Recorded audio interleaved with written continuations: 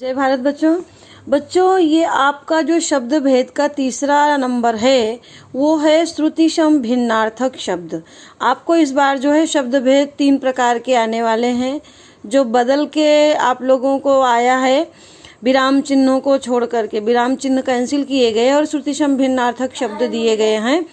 तो आप लोगों का मैंने जो है ना PT2 का जब पेपर चेक किया है तो हमको ऐसा महसूस क्या समझ में आ गया कि जो मैंने आप लोगों को वीडियो भेजा था और ये श्रुति सम भिन्नार्थक शब्द भेजे थे उसको ना तो आपने पढ़ा है और ना ही अपनी व्याकरण की कॉपी में लिखा। वो तो हमारे पास रिकॉर्ड है कि कितने बच्चों ने उस दिन होमवर्क किया था।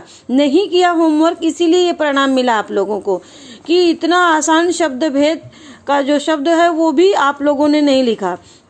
श्रुति सम भिन्नार्थक शब्द, इसका अर्थ होता है श्रुति मतलब सुनना और सम मतलब समान, यानी सुनने में समान शब्द लेकिन भिन्नार्थक अलग अर्थ की जानकारी देने वाले शब्दों को श्रुति सम भिन्नार्थक शब्द कहते हैं।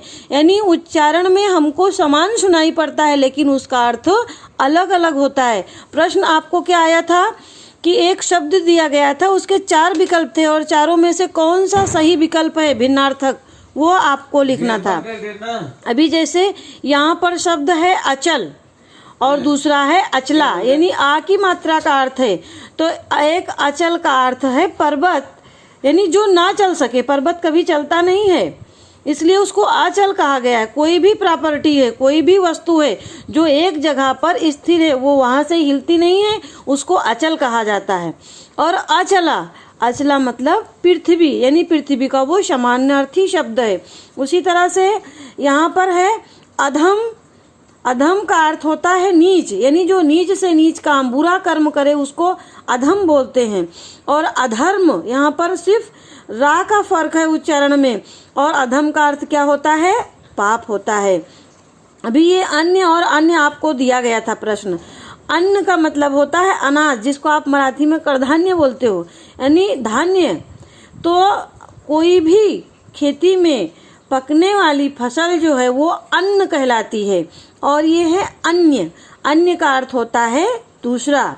यहाँ पर जैसे अनल, यहाँ पर अनल और अनिल में सिर्फ छोटी ही की मात्रा का फर्क है, लेकिन देखिए यहाँ पर अनल का अर्थ होता है आग और अनिल का अर्थ होता है वायु। यानी आपको श्रुति सम भिन्नार्थक शब्द ऐसे ही आएंगे कि आपको एक मुख्य शब्द दिया जाएगा, जैसे अनल शब्द दिया गया है और आपको ढूंढना है कि इसका जो है श्रुति सम भिन्नार्थक शब्द कैसा है। तो अनल और अनिल, आग और जो है वायु, ऐसे बहुत सारे आपको भ्रमित करने वाले विकल्प दिए जाएंगे। लेकिन अनल का श्रुति सम भिन्नार्थक यानी उसके समान और कौन सा अर्थ है जो उसी तरह से उच्चारण में है लेकिन उसका अर्थ अलग है। ऐसे शब्द आप लोगों को एग्जाम में आएंगे।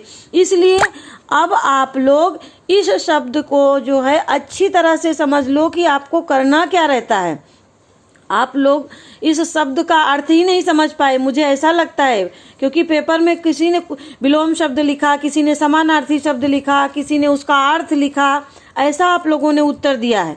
श्रुति सम भिन्नार्थक, श्रुति मतलब सुनना, सम मतलब समान, भिन्न मतलब अलग, यानी सुनने में समान लेकिन अर्थ में भिन्न अर्थ देने वाले शब्दों को श्रुति सम भिन्नार्थक शब्द कहते हैं। ओके बच्चों।